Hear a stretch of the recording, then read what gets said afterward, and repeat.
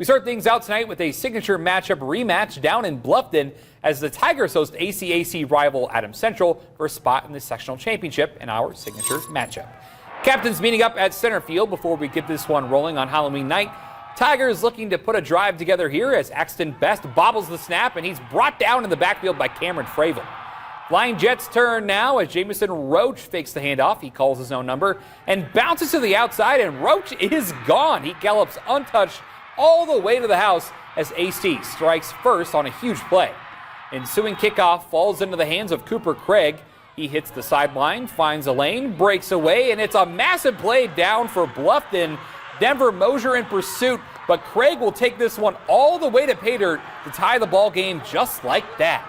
Little later, Flying Jets knocking on the door here as Roach takes it right in for his second rushing score of the night as AC proves to be the best in the ACAC once again in a 35-14 final. And over in the 6A Division sectional semifinals, the Homestead Spartans hosted Hamilton Southeastern on their home turf, looking to secure their ticket to the sectional finals.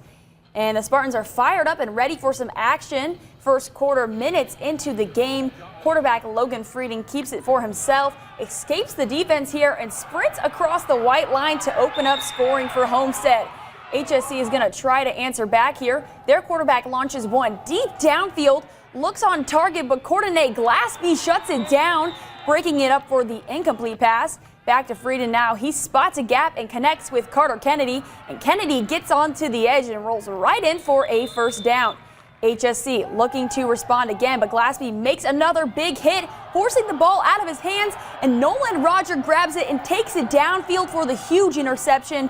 Homestead goes quiet in the second half, though, and HSC ends up taking this one 24-10, the final. And the student section fired up and festive at Bishop Dwenger as the Saints host Columbia City in 4A. Second half kick goes to the Eagles here as Gabe McDevitt tries to make a play before he's brought down by a host of Saints inside the 10-yard line.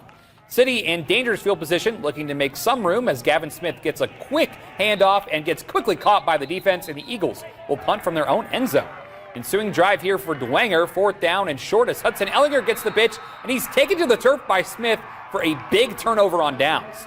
City backed up big on third down here as Jaden Williams calls his own number, and the ball slips right out of his hands, and that's scooped up by Ellinger, who takes it to the house as Dwenger wins it 21-0.